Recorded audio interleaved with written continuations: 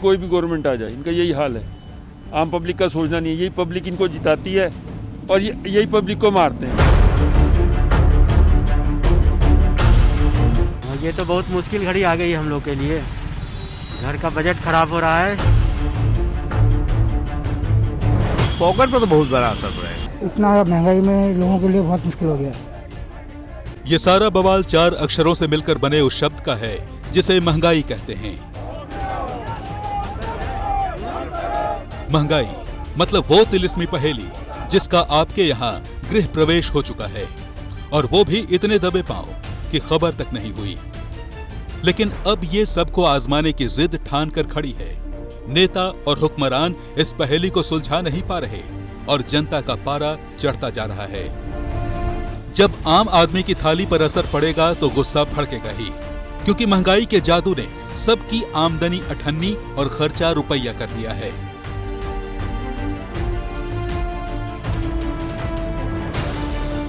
Petrol महंगा, diesel महंगा, CNG महंगी, पीएनजी महंगी, प्याज महंगा, रेल भाड़े में बढ़ोतरी। हालात ऐसे हैं कि आम आदमी की आंख रोज रात में इस डर के साथ लगती है कि सुबह जब खुलेगी तो न जाने कौन सी चीज महंगी मिलेगी, और अगले दिन की शुरुआत करते वक्त भी वो महंगाई के बारे में ही सोचता रहता है। किचन में जब 60 रुपए किलो का प्याज कटता है तब वो आंसू पीता है। चाय में दूध डालते वक्त डरता है कि कल इसका दाम भी बढ़ सकता है, और हर परेशानी झेलकर पैसेंजर ट्रेन का महंगा टिकट भी खरीद लेता है। आम आदमी ये सारे काम आदतन करता है, क्योंकि महंगाई घर में बिना कुंडी खटकाए दबे पांव किस्तों में चवन्नी करके आई, और कब इसने 100 रुपए से 200 रुपए वाले पत्ते का रूप ले लिया, इसकी हवा भी नहीं लगने दी। इसे यूं समझिए, दिल्ली में 1 मार्च 2018 को पेट्रोल का दाम 71 रुपए 57 पैसे प्रति लीटर था, पर इस बार 1 मार्च को 91 रुपए 17 पैसे प्रति लीटर रहा। महंगाई की कैंची अब लोगों की जेब से 1006 रुपए ज्यादा काट रही है, और लोगों के पास बचने का कोई रास्ता भी नहीं है। अब जरा रसोई गैस का खेल भी देख लीजिए, जो पिछले 3 महीने में 200 रुपए से ज्यादा महंगी हो चुकी है। 125 रुपए वाली छलांग तो इसने पिछले सिर्फ 1 महीने में मारी है। 4 फरवरी को इसकी कीमत 25 रुपए बढ़ी, 15 फरवरी को कीमत 50 रुपए बढ़ी, 25 फरवरी को कीमत 25 रुपए बढ़ी, 1 मार्च को कीमत 25 रुपए बढ़ गई। ये कोरोना की मार खाकर संभलने की कोशिश कर रहे देश का सबसे बड़ा दुख है, जिसमें हर आम आदमी शरीक है।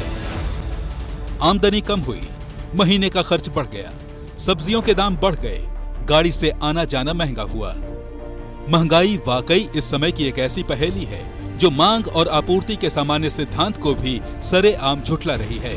अर्थशास्त्र के नियम कहते हैं कि मांग घटे तो दाम भी घटते हैं, और अभी की हालत यह है कि लोगों की आमदनी घटने के चलते बाजार में मांग पहले से ही कम है। ऐसे में होना यह चाहिए था कि दाम गिरते, लेकिन वो चढ़ रहे हैं। तो क्या हिंदुस्तान महंगिस्तान बन गया है? अगर ऐसा नहीं है तो महंगाई परछाई की तरह पीछे क्यों पड़ी है? मार्केट और इकोनॉमिक एक्सपर्ट्स इसके अलग अलग कारण बता सकते हैं। वजह जो भी हो, असली चुनौती बाजार में कीमतों को नीचे लाने की है। इसकी उम्मीद सरकार से ही बांधी जा सकती है, लेकिन कीमतों में कमी के लिए बाजार में सरकारी दखल का तरीका बहुत पहले ही विदा हो चुका है।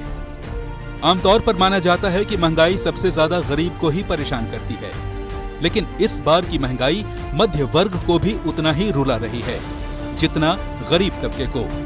जेब तराशने में इस बार इसने किसी तरह का भेदभाव नहीं किया है। इस लिहाज से देखें तो जो काम बड़े बड़े नेताओं, चिंतकों और समाज सुधारकों की सामूहिक कोशिशें न कर सकी, वो महंगाई ने कर दिखाया।